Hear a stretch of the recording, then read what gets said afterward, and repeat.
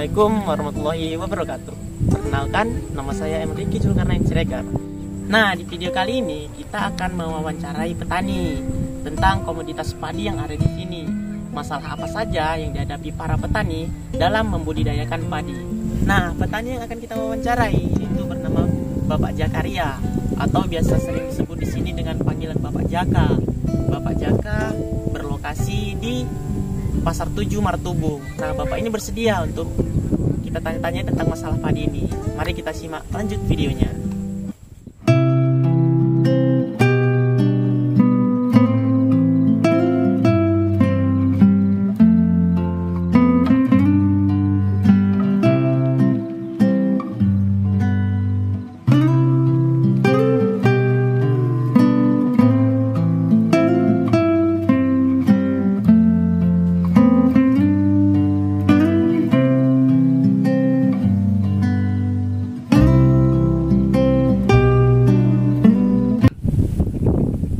Jadi Pak, saya di sini untuk mewawancarai Bapak tentang usaha tani Bapak.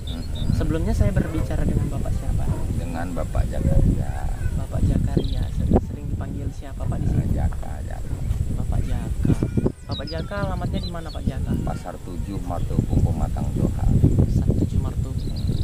Komoditas pertanian yang Bapak tanam apa Pak ini? Ya itulah Impari Padi 32. Impari Padi 32.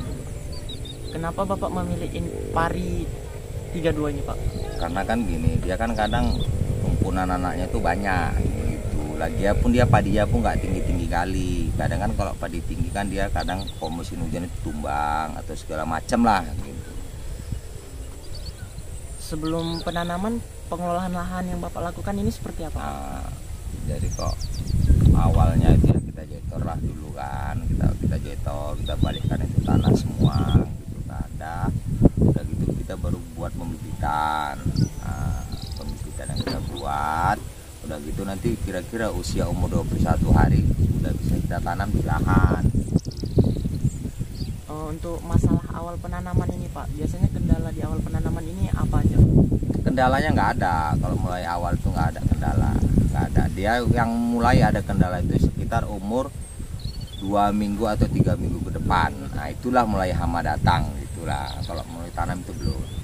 Hama-hama yang datang ini Pak, hama-hama apa aja Pak? Ya banyak macamnya lah gitu, ada wereng, ada sunda, banyak lah dia macamnya lah gitu, ada ulet daun gitu, ulet batang, banyak lah gitu.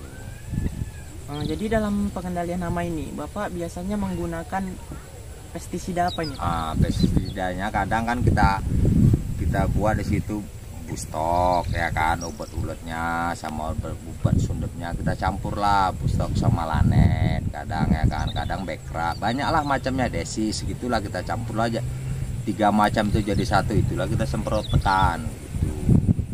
Untuk hama itu sendiri yang paling benar-benar sulit lah Pak untuk dikendalikan, menjadi ancaman lah untuk padi. Sundep, karena dia kan dari kecil ya memang udah masuk di dalam gitu. Dia nanti waktu makannya pas usia sekitar 1,5 bulan setelah dia baru nampak kita kena sundep atau enggaknya. Luas lahan Bapak ini berapa ya Pak? Sekitar kurang lebih 20 ranting. 20 ranting. Ketika pemupukan lah ini Pak, berapa banyak pupuk yang Bapak gunakan? Awal pertama tanaman baru kita tanam pertama sekitar usia 10 hari kita kasih 100 kilo urea. Iya. Nah itulah awal pertama tanaman ya. Pemupukannya Bapak lakukan berapa kali Pak? Pemupukannya sekitar 2 kali. 2 kali. Nah, pada umur 10 hari sebelum 10 hari tanam kita kasih urea. Nanti sekitar umur 1,5 bulan kita kasih 3 macam itu pupuknya. Itulah kalau saya bilang itulah pupuk kedua gitu. Itulah nama jenis pupuknya ZA ya kan, TSP sama MPK Mutiara, itulah dia. Dari Bapak sendirilah kesulitan dari padi ini untuk perairannya. Itu saat seperti apa Pak? Ya sekarang gini, kalau ini kan posisi kami ini kan sekarang ini kan memang irigasi. Iya. Ada juga yang tak ada hujan. Cuman kok masalah perairan kami, tok posisi saya lah di sini, kalau perairan itu nggak sulit karena memang kami pakai irigasi gitu. Cuma kan ada juga yang sebagian yang nggak ada irigasi, dia tak ada hujan, jadi kita harapkan hujan baru bisa nanam gitu.